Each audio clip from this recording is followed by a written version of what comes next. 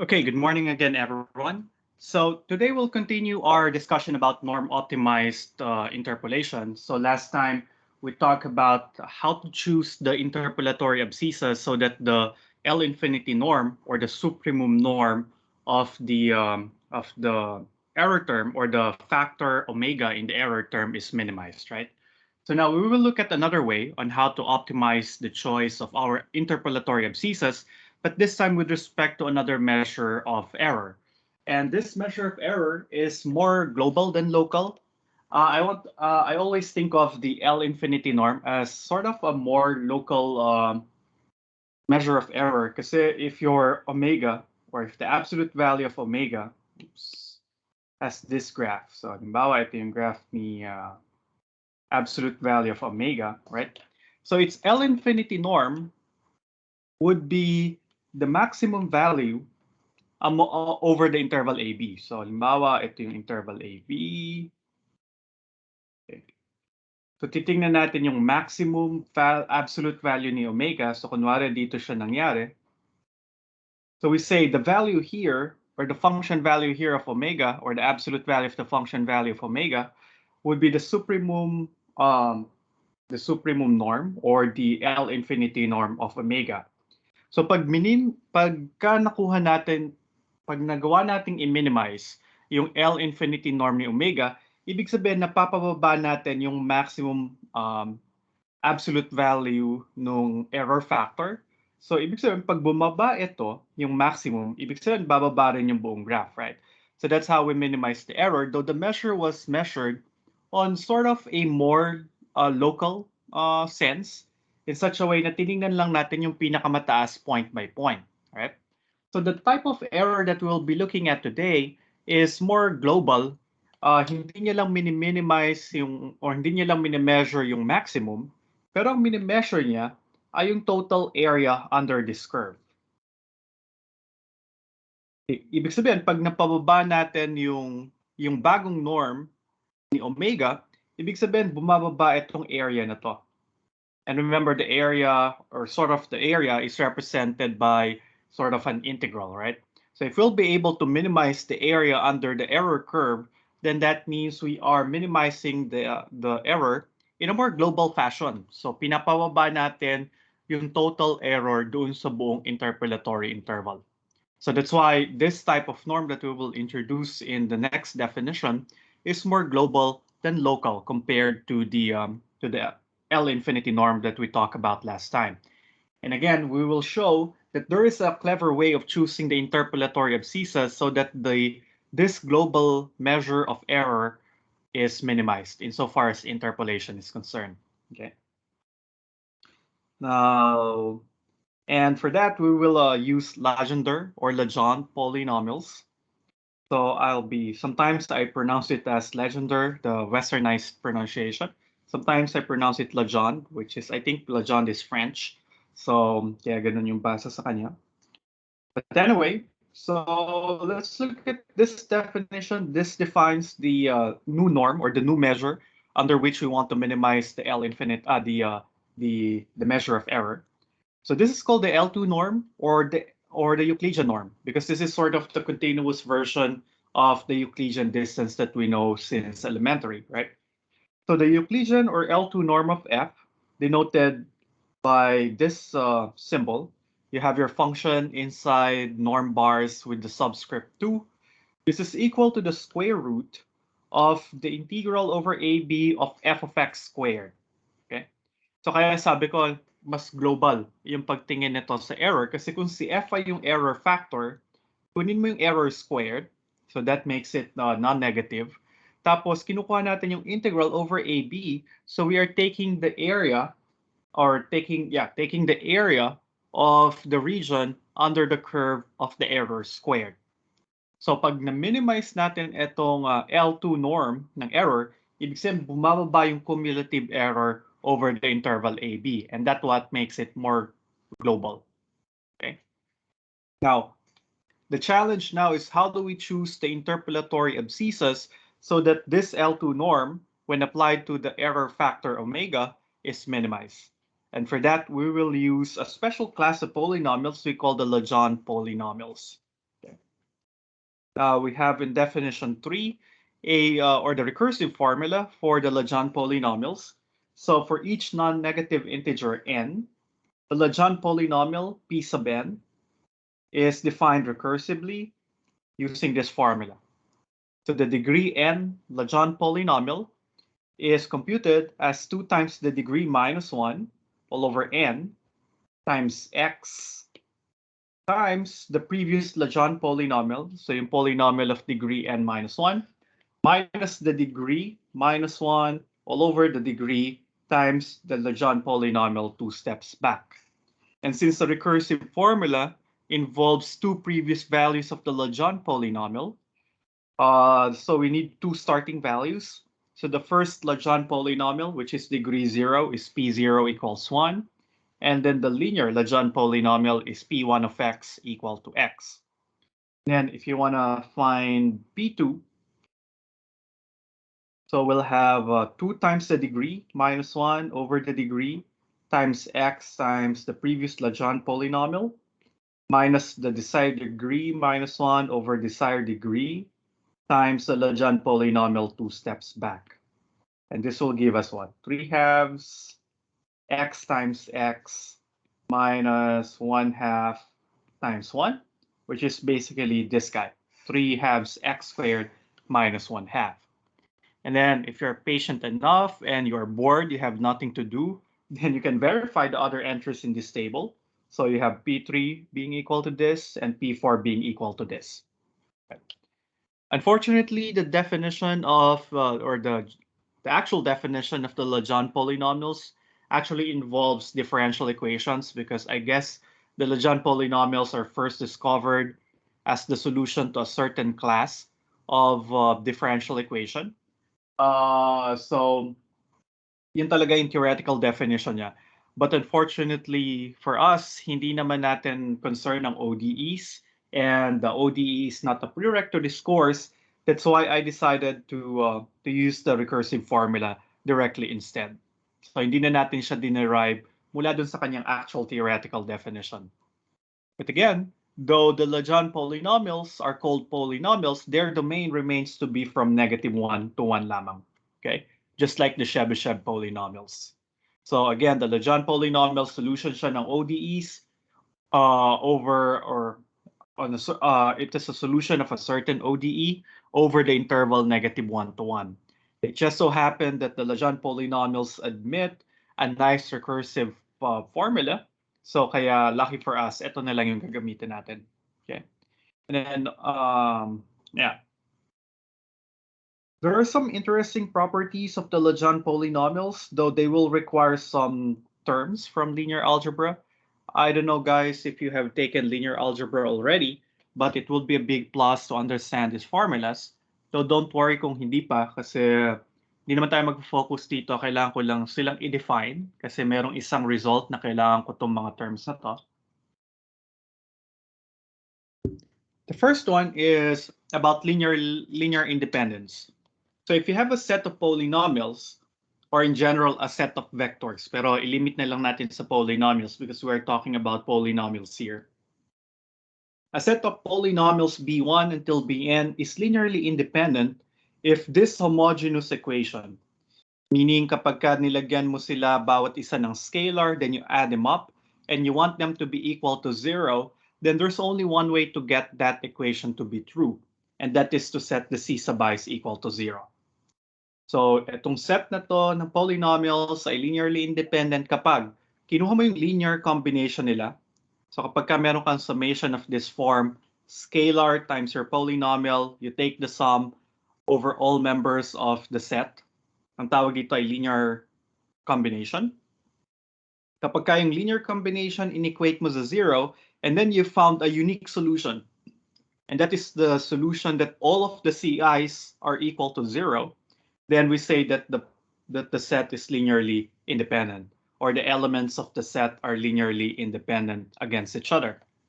Now, kapag ka meron kang nakita na isang non-zero element ni CI, and yet this equation remains to be true, so kung meron siyang non-trivial solution, then we say that the set is linearly dependent. Okay? Now, Aside from linear independence, it would be helpful if we understand what the concept of spans are, or spans is, and spanning sets. So a set of polynomials b1 until bn spans, or they form a spanning set.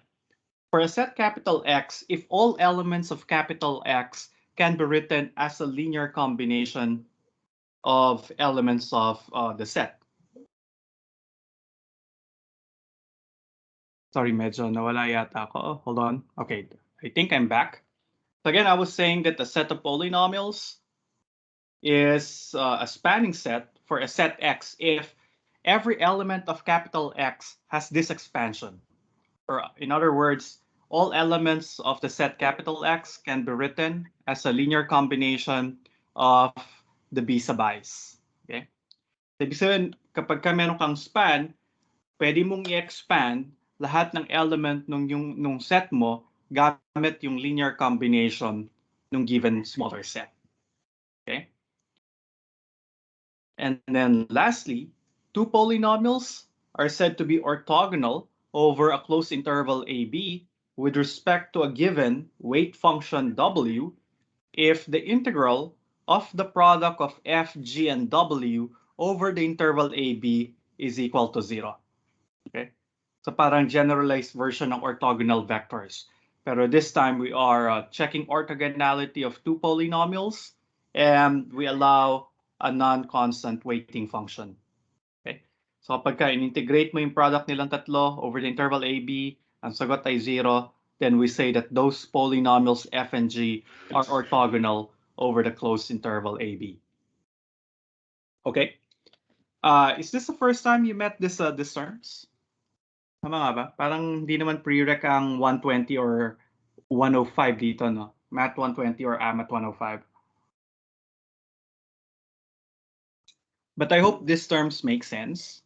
So because I'll be needing them just a little bit for the next theorem, though we will not prove majority of the statements here, because some of them require the definition of the Legendre polynomials in terms of differential equations. Now, theorem 3.2.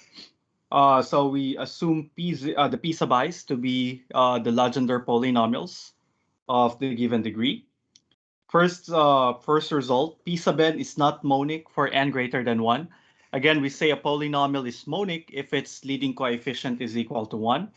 And probably have seen in the previous table that only p0 and p1 are monic. Yung p2, 3 halves na yung leading coefficient. I think P4 has 5 halves as leading coefficient and so on. And since we are multiplying the coefficient by 2n minus 1 over n, so that means that hindi talaga magiging monic yung P sub n. So you can actually try to prove number 1 using PMI, starting at n equals 2, and show na hindi talaga siya magiging monic by virtue of the multiplier 2n minus 1 over n times x in the recursive formula. Okay? Property number 2 just says that the Legendre polynomials are orthogonal to each other with respect to the weight function w of x equals 1. Kasi pag nag-integrate tayo ng dalawang magkaibang Legendre polynomials, pj and pk, over the interval negative 1, ang sagot ay equal kay 0 whenever j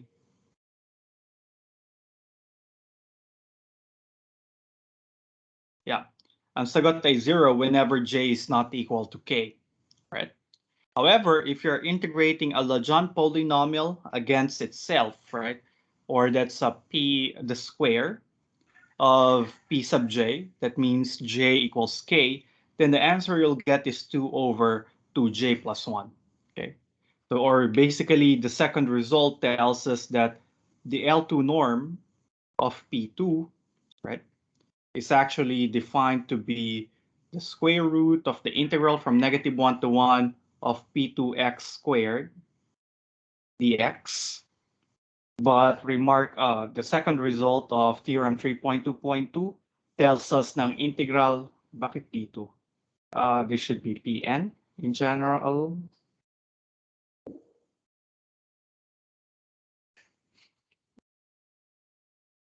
Okay. Sorry po, putol-putol yung internet ko, but hopefully I'm back again. So, ang L2 norm ni P sub n ay square root lamang ng integral from -1 to 1 ng P sub n of x squared dx, which according to the second part of theorem 3.2.2 is equal to the square root of yung integral ay 2 over 2n plus 1. So ito yung L2 norm ng Legendre polynomial of degree n.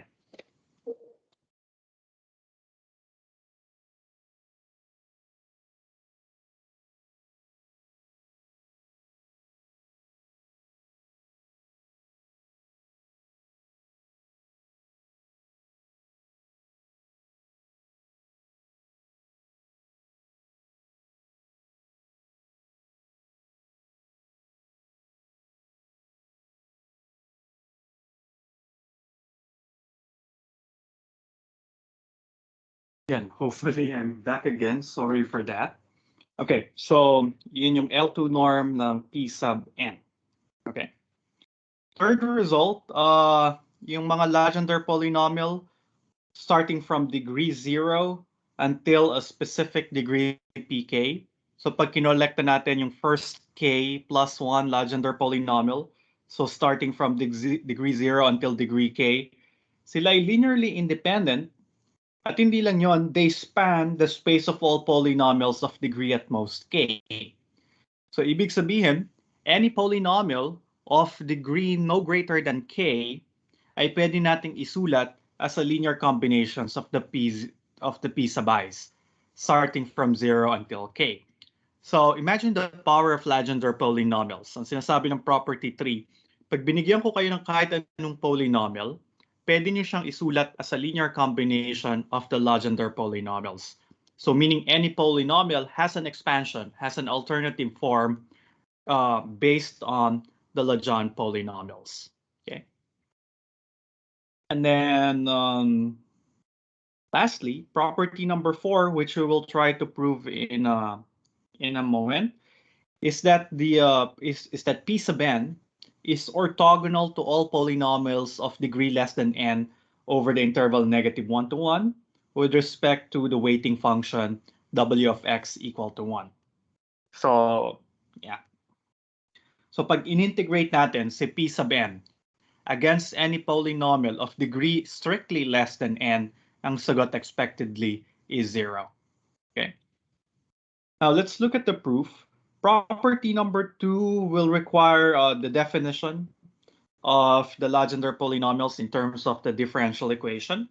And then you'll need to do some integration by parts. So we don't want to do so much work in this course. Hindi naman siya ganun ka-related or ka-importante para sa atin. And then property number 3 will require property number 2.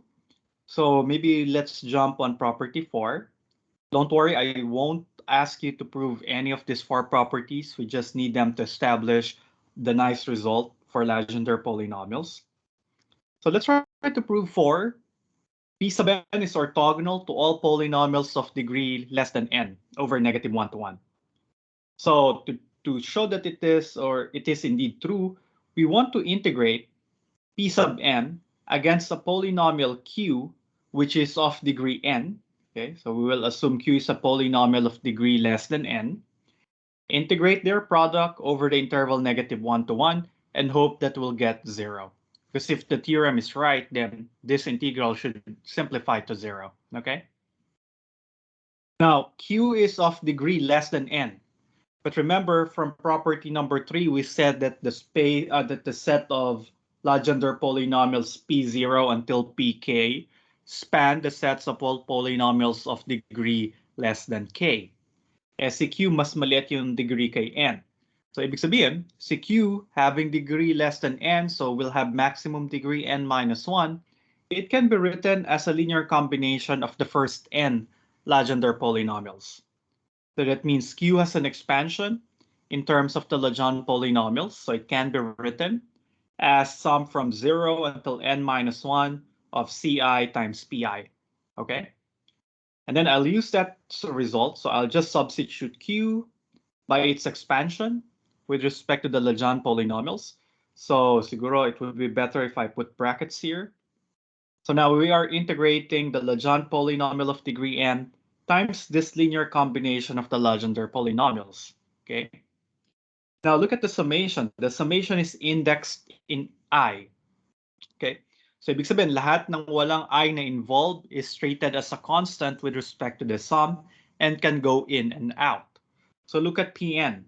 Pn doesn't involve the variable I, the indexing variable I. So n, insofar as the summation is concerned, is treated as a constant. So this Pn can go inside the summation, right? Kasi wala siyang indexing variable involved. So that's how we get the next step, right? And then look at these two symbols here. Summation followed by a finite sum. Remember that the integral of a finite sum is the finite sum of the integrals, meaning I can interchange the order of the integral and the summation symbol. But be careful with that. You can only do that whenever you're taking a finite summation. Okay? Kapag ka infinite series yan, ibang usapan na yon. Mas technical yung pagpapalit ng order ng integration at saka summation. Pero kung finite sum lang naman yan, magagamit niyo yung result niyo mula sa Math 36 na yung integral ng f of x plus g of x dx ay equal lamang sa sum ng integrals. Okay? Extended nga lang to for n terms, which is still fine as long as you have a finite sum. Pero pag infinite na yung number of terms, hindi na mag-work siya basta-basta. You need to check absolute convergence. But for us, it's fine because this is a finite sum, so we can interchange the order of the sum and the integral. So we get this, all right? Tapos yung integrand, di naman siya nabago. Okay. And then look at the integral. We are integrating with respect to the variable x. So everything that doesn't involve the variable x can go in and out of the integral. This is an x, this has an x, but ci is a constant with respect to x, right? So si ci, dahil constant siya, pwede siyang lumabas ng integral. And that's how we get the next line. However, si ci involves sa kanya yung indexing variable. So hindi siya constant with respect to the summation. So hindi ko pwedeng ilabas si ci all the way to the left of the summation. Kasi nga, involved pa sa kanya yung indexing variable I.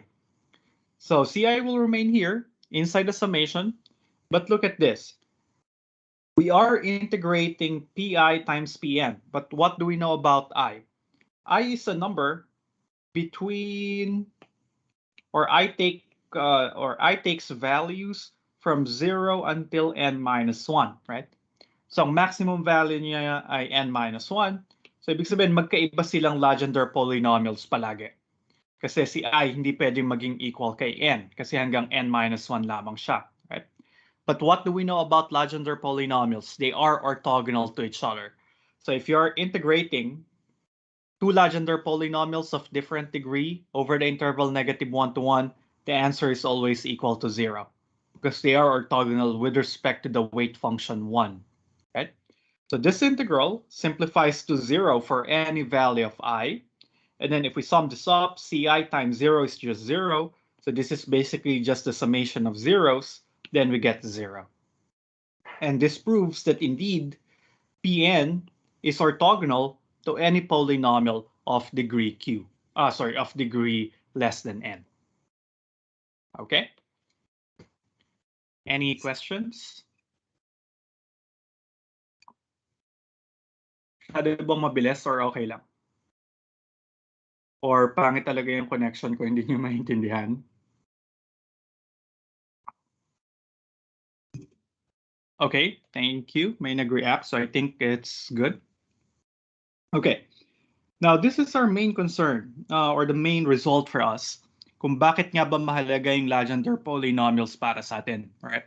Because Theorem 3 claims that the value of omega, or the value of the L2 norm of omega, is minimized when omega coincides with a degree n plus 1 monic Legendre polynomial.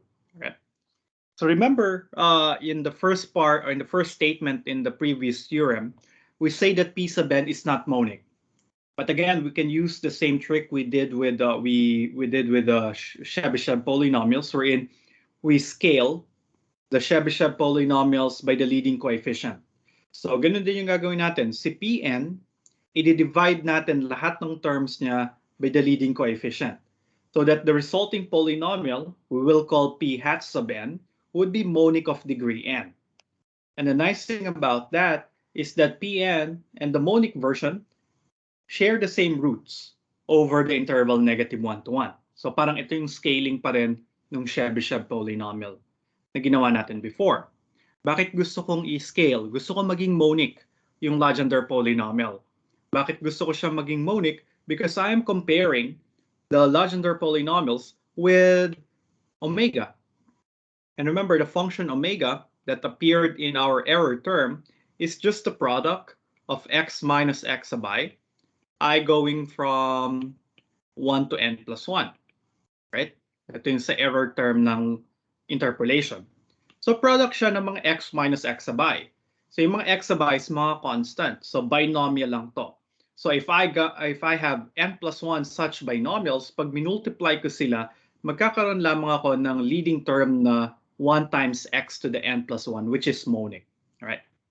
So monic to. So kaya gusto kong pag-aralan or i-compare sa kanya yung monic Legendre polynomials. And sure enough, theorem 3 tells us that the minimum or the polynomial with the minimum L2 norm is the monic Legendre polynomial within the class of polynomials of the same degree. Okay? So kapag kasi omega ay naging equal kay p hat sub n plus 1, then the L infinity norm of omega, or the L2 norm of omega rather, is minimized. Okay? Let's look at the proof. And I use the usual trick here in the proof. So kunwari, dinefine ko si Q to be omega minus p hat sub n plus 1. Okay? So dahil si omega at saka si p hat ay parehong monic, so ang leading coefficient ni omega ay x to the n plus 1. Ang leading coefficient ni p hat ay x to the n plus 1 din. When I subtract them, nakakancel yung degree n plus 1 term. All right? So Q will not have a term of degree equal to n plus 1. Kasi nga na-cancel out sila dahil monic parehas si omega at saka si p hat. So therefore, si Q will be of degree at most n. Yun na lang yung maximum degree niya. Hindi siya pwedeng lumampas ng degree n. Okay? And then we want to compute the L2 norm of omega. But remember, from this statement, omega of x will then be equal to p hat sub n plus 1 of x plus q of x. So tapos ilalagay ko both sides of this equation inside the L2 norm. Para lang hindi ko problemahin yung square root dun sa definition ng L2 norm, kinompute ko na lang yung L2 norm squared just to make the analysis easier. And that's fine. Equal pa rin naman sila. And then on the right-hand side, I'll apply the definition of the L2 norm squared. So negative integral from -1 to 1 ng p hat plus q quantity squared dx. All right. And then I'll expand this square using your usual special products. We'll get this one. Okay. Now, dahil siya integral ng sum, pwede ko siyang isulat as sum ng integrals. So integral from -1 to 1 ng p hat sub n plus 1 squared x dx plus integral from -1 to 1 ng 2p hat sub n plus 1 x times q of x dx plus integral from -1 to 1 of q of x squared dx. Okay. What happened here? Look at this line, which is the simple expansion. So purely algebraic reason how we got here. And look at the next one. Bakit nawala yung integral ng middle term? Any idea?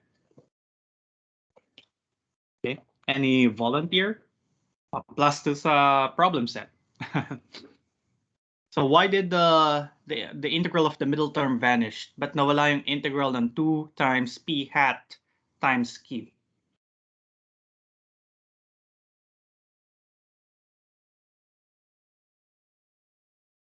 Any idea?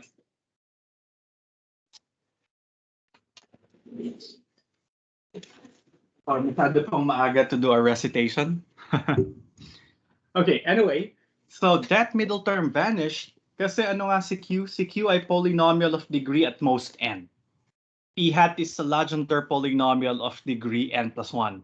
And remember, theorem part 4 of the previous theorem, orthogonal, yung Legendre polynomial to any polynomial of a lesser degree with respect to the weighting function w equals 1. So that means when I integrate this, dahil ito ay Legendre degree n plus 1, ito ay degree na mas maliit kay n plus 1. So by theorem 3.2.4, ibig sabihin this guy will go to 0. Okay? So that's how this middle term vanished, and we are left with this. Okay? Tapos kung mapapansin nyo, itong first term, definition lang siya ng L2 norm quantity squared. The second term is the definition of the L2 norm of Q quantity squared. And again, we want to minimize omega squared, or the L2 norm of omega squared. Now, what we know so far is that the L2 norm of omega squared is equal to the L2 norm of P hat squared plus the L2 norm of Q squared.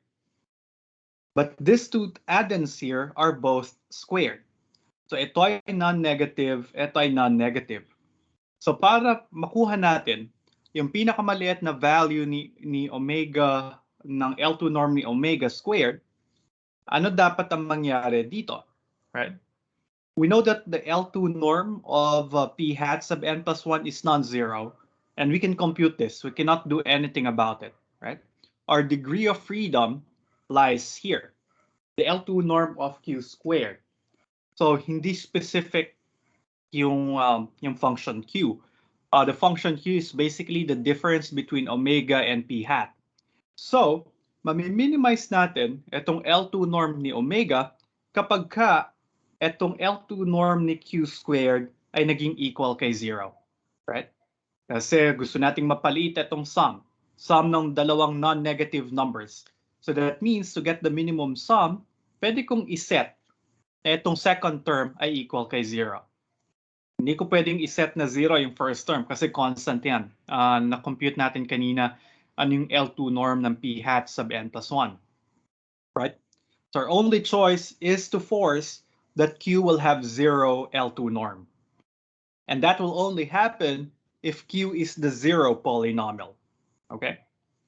Now if Q is the 0 polynomial, remember that here, omega is actually P hat sub n plus 1 plus Q. But again, the L2 norm of omega squared is minimized.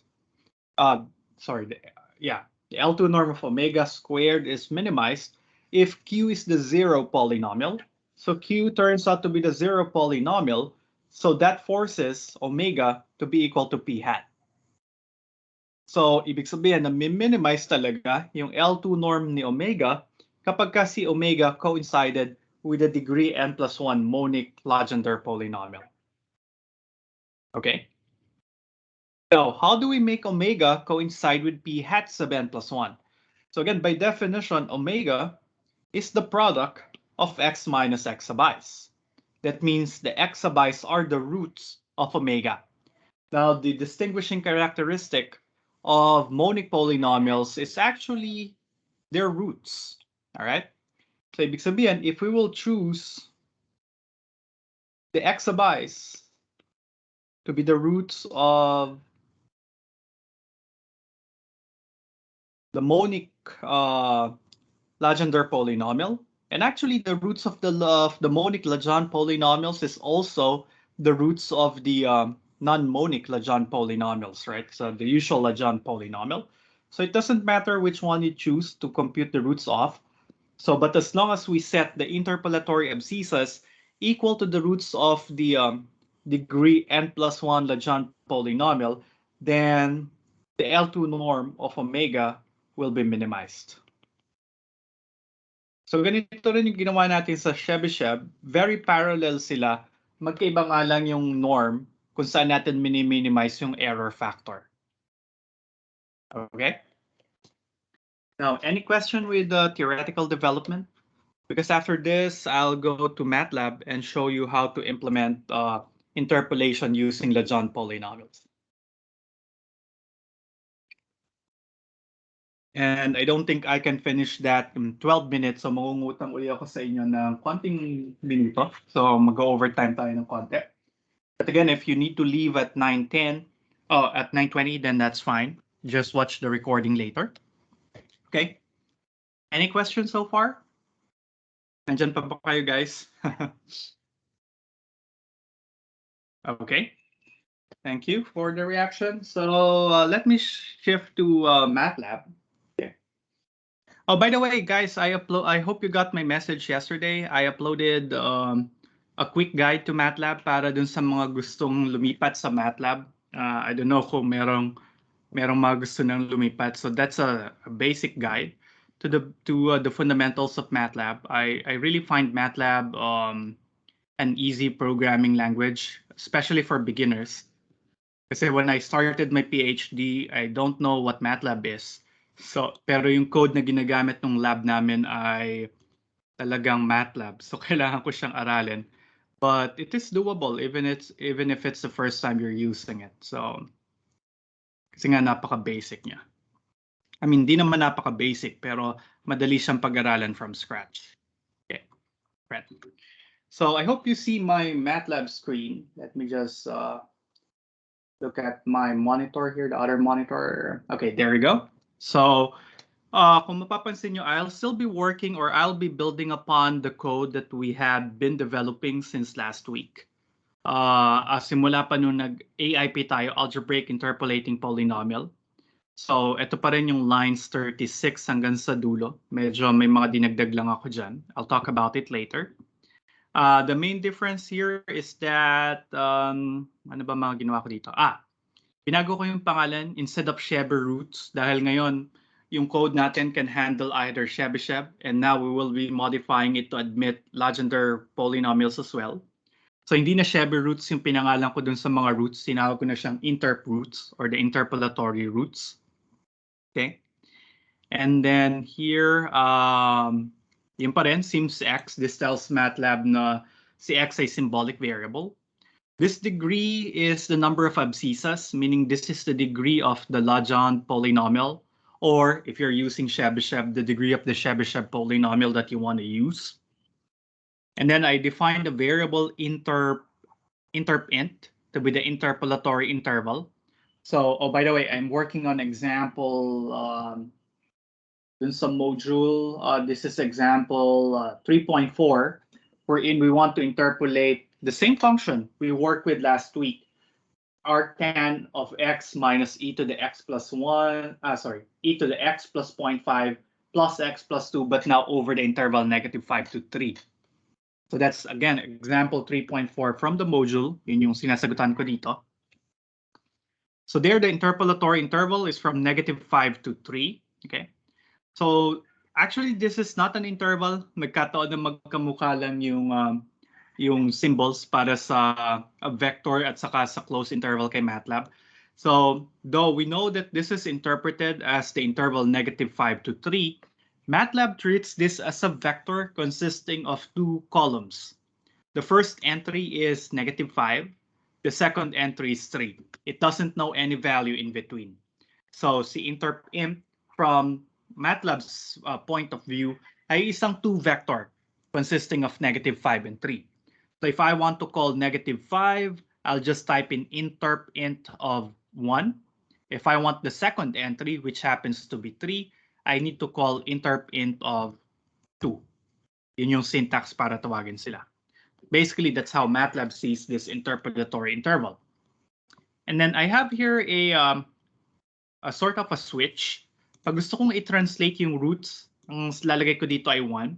Kung ayaw kong i-translate yung roots, ang sagot ay 0. But again, since the interpolatory interval is from -5 to 3, pero yung roots ni Legendre polynomial is just over the interval -1 to 1. So kailangan ko siyang i-translate kasi nakita nyo sa lab na kapag hindi ka nag-translate, hindi na valid yung interpolation outside the interval -1 to 1. Okay? So this is 1 for translate the roots, 0 if we don't want to translate the roots. But definitely for this example, we want the roots to be translated. Okay, and then I'll show you the code later for the translation. Okay. Now we go to the section that computes the interpolatory nodes, which basically we want to be computed using the roots of the Legendre polynomials. So first I need to define the Legendre polynomials because unfortunately, we don't have something like remark 3.1.5 or 0.6 that gives us a shortcut on how to find the roots of the Legendre polynomials. So kailangan ko talagang ipakompute kay Matlab ano yung roots ni Legendre polynomial. Unlike kay Chebyshev, meron tayong closed form formula para sa roots ng Chebyshev, yung cosine of something, right? Pero sa Legendre, hindi nabigay yung formula para sa roots.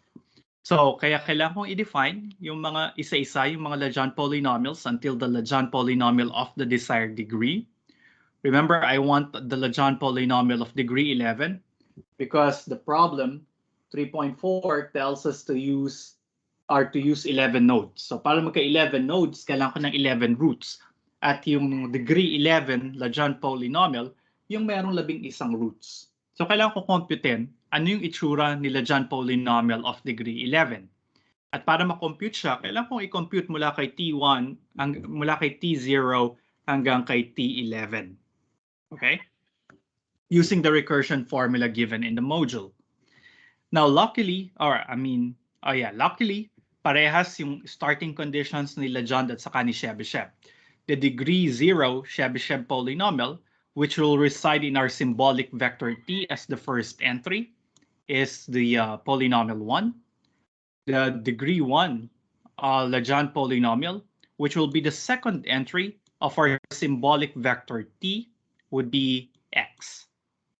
And then starting from 3 until degree plus 1, kasi remember, yung indexing ni Matlab nag-start sa 1, pero yung indexing natin sa Legendre polynomial nag-start sa 0. So yung T1, degree 0, yung T2, degree 1, yung T3, degree 2, and so para makuha natin yung degree 11, kailangan kunin natin yung panglabing-tatlong laman panglabing-dalawang laman ni vector T.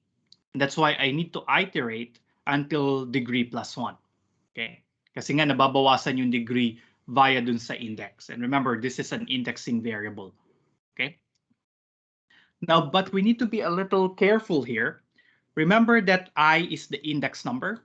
So ibig sabihin yung degree ng actual polynomial na makukuha natin on the ith iteration would be 1 less than the iteration number. So sa first iteration, again, we get degree 0. Second iteration, we get degree 1. Third iteration, that's I equals 3, will get a degree 2 Legendre polynomial. So yung degree ng polynomial na nakukuha natin would be I minus 1.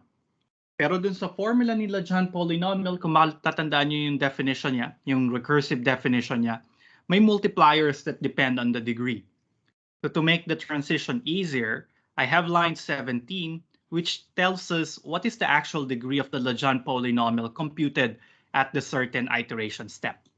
So sa iteration I, yung Legendre polynomial na nako-compute natin will have degree I minus 1.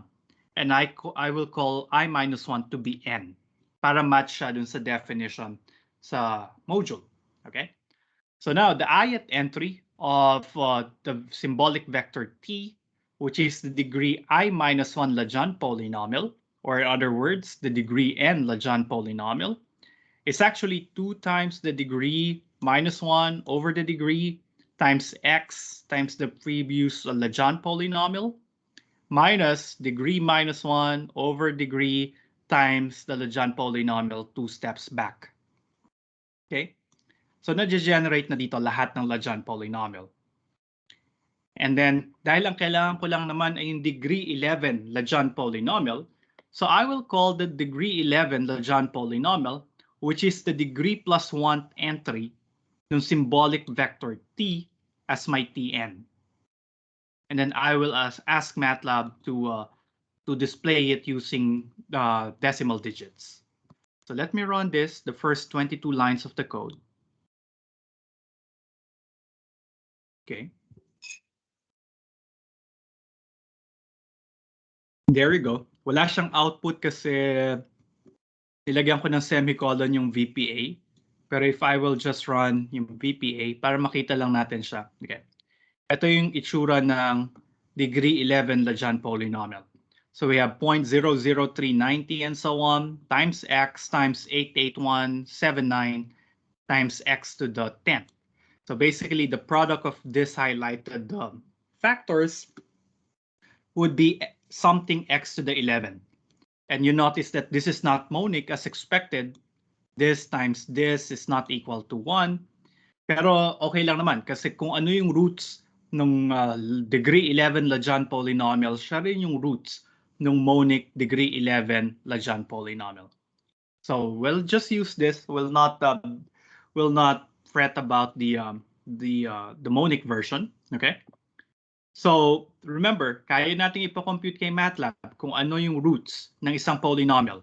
Kailangan lang natin kunin ano yung coefficients ng polynomial and store it in a vector. So that's what line 24 does. So symptopoly of a polynomial will just give us the vector of coefficients. So pwede nating tingnan to, run coef, and then look at VPA of coef. Para lang makita natin ano yung itsura ng mga coefficients. Now, here they are. So 344.449 times, this is the coefficient of x to the 11. So kung i-expand nyo yung Legendre polynomial of degree 11, it's 344.449 x to the 11th plus 0x to the 10th minus 902 something x to the 9th, and so on all the way down to minus 2.70 something x plus 0. Okay? So, and then, inassign natin itong vector of coefficients to be called coef. Pag kinuha ko yung roots of coef, ibibigay niya sa akin yung interpolatory abscissas I stored in the variable interproots. Okay? But again, if we look at interproots, so type ko yung VPA ng interproots dun sa command window, we get this bunch of numbers. And these are the roots of the Legendre polynomial of degree 11. 0, negative 0.978, all the way down until 0.26954. So ito yung mga roots, but you notice that they are all numbers between negative 1 and 1. So if we will use these roots as our interpolatory abscissas, we'll be able to minimize the L2 norm of the error, pero over the interval negative 1 to 1 lamang. So kontrolado natin yung error over the interval negative 1 to 1. But outside of that interval, for instance, the interval negative 5 to 3, hindi natin alam kung ano yung magiging error. Kasi wala tayong bound o wala tayong theorem that guarantees that the error will be bounded by some nice values over the interval other than negative 1 to 1. Kasi ayun yung interval kung saan nabubuhay yung mga interpolatory abscissas. And that's the reason why in the interpolation over the interval negative 5 to 3, we need to translate this interpolatory abscissas, right? And that's what lines 27 until 29 do. Ito yung ginawa nyo or nakita nyo sa lab, na kapag ka yung interpolatory interval ay hindi negative 1 to 1, pwede nyo gamitin yung formula given in the handout or in the module. So you have b minus a, right? This is the second entry in the vector interpint, which is the maximum value in the interpolatory interval, and interpint of 1, first entry, which is the minimum value in the interpolatory interval. So this is b minus a, b minus a all over 2 times the interpolatory roots. Remember, ang default ni Matlab is to work with vectors. So hindi ko na kailangang ilagay sa for loop yung pagko-compute ng translation. Kasi ang mangyayari, itong b minus a over 2 ay scalar, ang interproots ay vector, so scalar multiplication lang, minumultiply ni Matlab lahat ng entries ni interproots by the scalar b minus a over 2.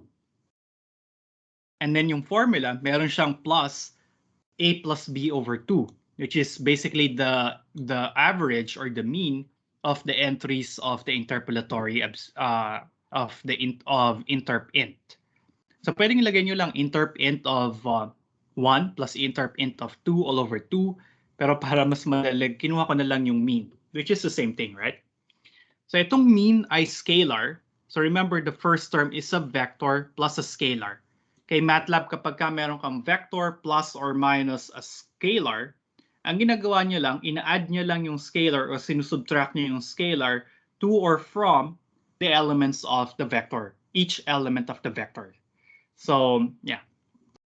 Kaya mas madali siya kapag ka, meron kang gustong gawin sa lahat ng elements ng vector component-wise kasi hindi mo na kailangan ng for loop. Right?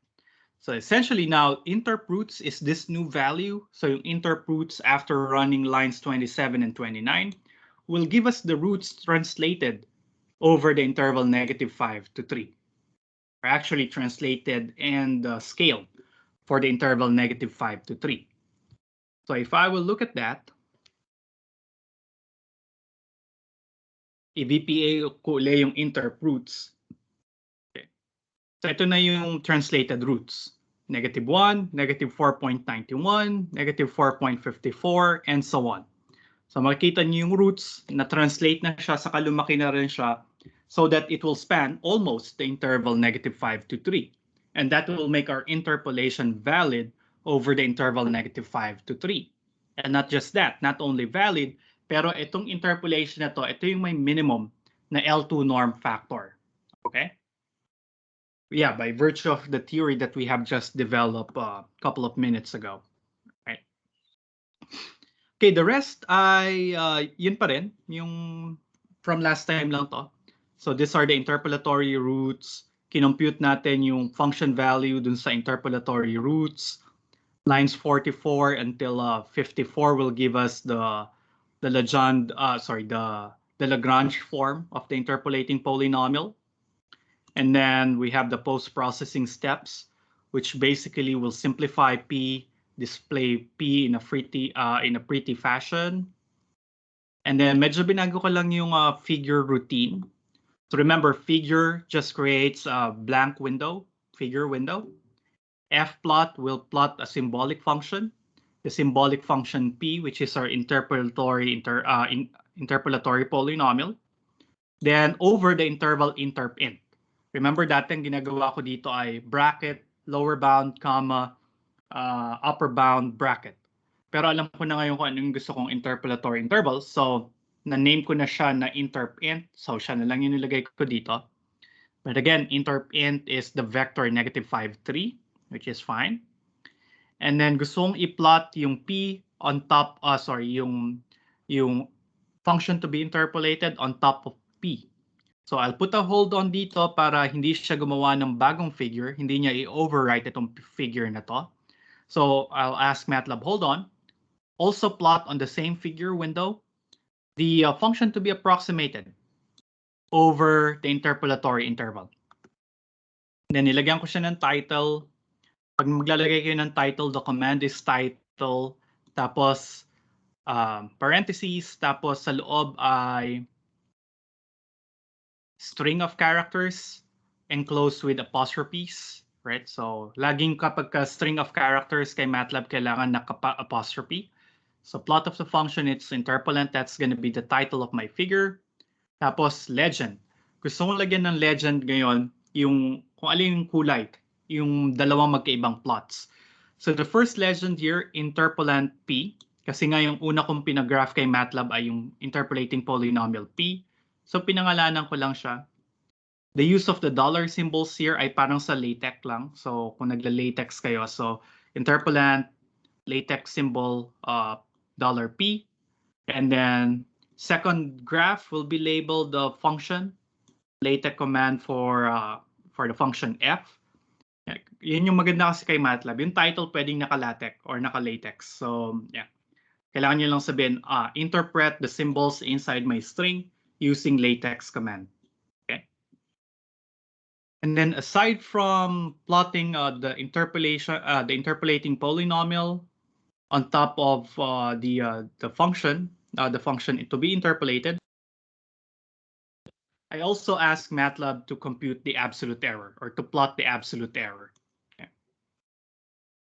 So siya lang yung absolute value ng interpolating polynomial minus the function to be interpolated over the interval interp_int para makita natin ano yung itsura ng error. Okay. So let me just run this command. Okay. Tingnan natin yung output. Kung mapapansin nyo, makukuha natin yung interpolatory polynomial pero it doesn't mean too much to us, especially if it is of a high degree. So hindi tayo magkakaroon ng idea how good it is. Except if we will plot the function f against the interpolatory polynomial p. Right? So ito yung nakuha nating figure dito. And you see that over the interval -5 to 3, okay? So ito yung graph nila. Yung kulay blue daw siya yung interpolant p, pero parang almost nag-overlap na sila. Tapos yung orange siya yung function f. Parang on top of each other na sila, kaya ibig sabihin maganda yung interpolation. But you see here, some portions here between -1 and 1, parang nakikita ko at least on my screen yung blue at saka yung bluish, and then yung bluish portion on top of the orange one. Pinakuha ko, kaya nating i-zoom in. Okay, there you go. So nag-zoom in ako ng konti. So nakita nyo from -0.5 to -0.1, medyo nagkakaiba na silang dalawa. Right? But again, we are assured that this is the best we can do with respect to the L2 norm. Okay. Now, true enough, if remember, we also asked Matlab to plot the absolute errors. So ito yung absolute error over the interval -5 to 3, and you see that the maximum error indeed occurred between -1 and 0, as we noticed from the graph earlier, and the maximum absolute error is about 0.025. Okay. But again, may problema tayo sa pag-interpret nito. Alam natin na yung maximum error ay 0.025. Pero how good is that? Okay na ba yung 0.025? Kasi yan yung absolute error. So for some applications that might be small, for some applications that might be large. Pero wala tayong idea, okay, so ano kung 0.025 yung error? How can we interpret this? And actually, absolute errors are a little bit hard to interpret.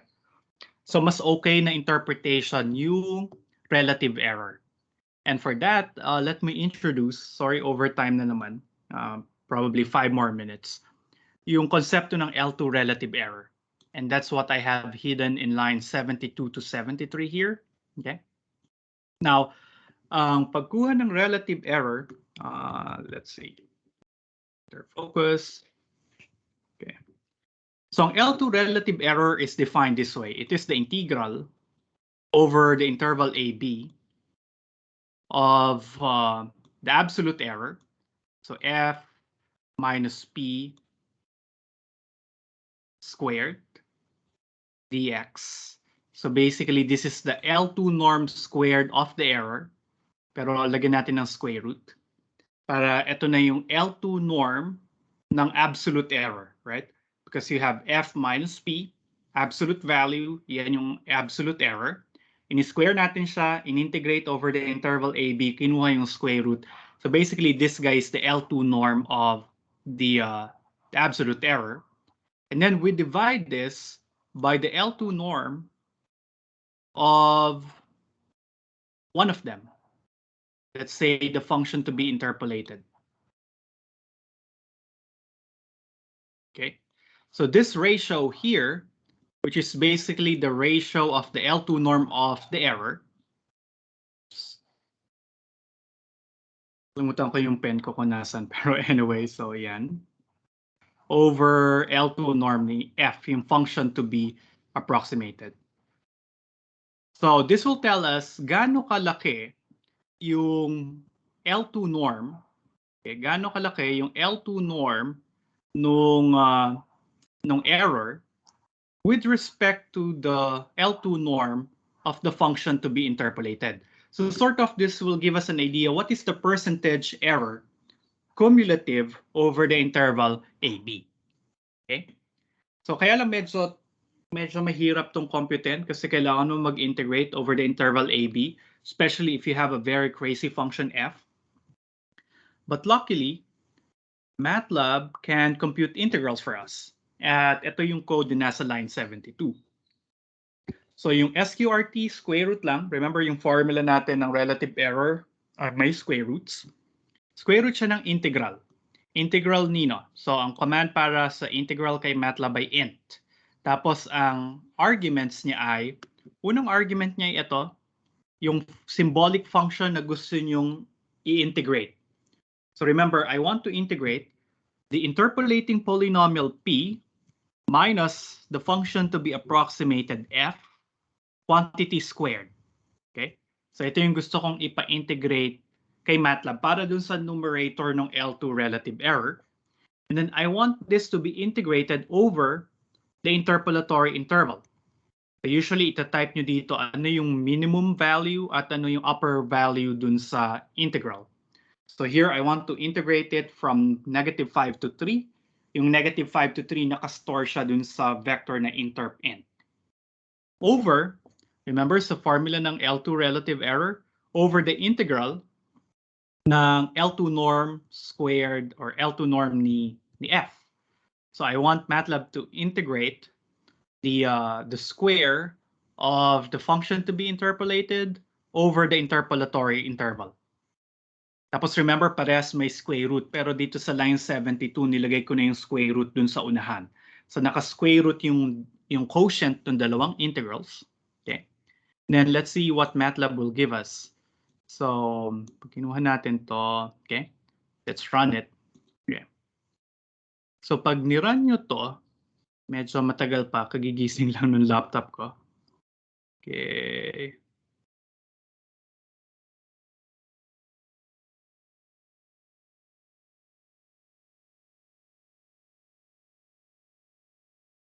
Aha.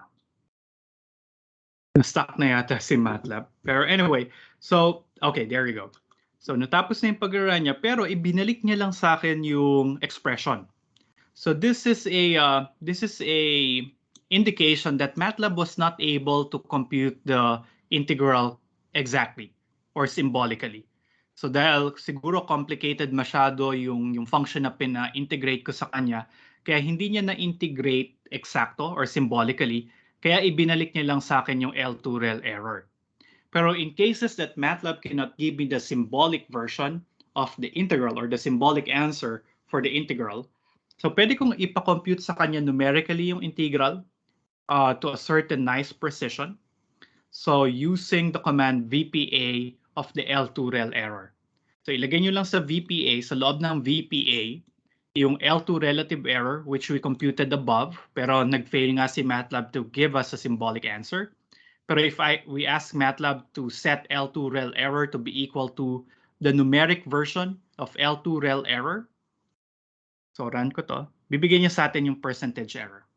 And there you go. This is the approximate value for the integral that we ask Matlab to compute, which represents the L2 relative error. So this is 0.00170 and so on. So we can say that on the average, or approximately, the cumulative error over the interval -5 to 3 is about 0.17%.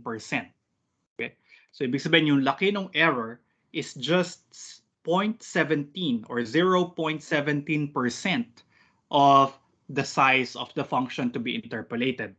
So ibig sabihin napakaliit na nung error kasi 0.17%, it's just a fraction of 1%, which is basically good for most applications. Okay? So I guess that's all I want to say today. So by the way, the deadline for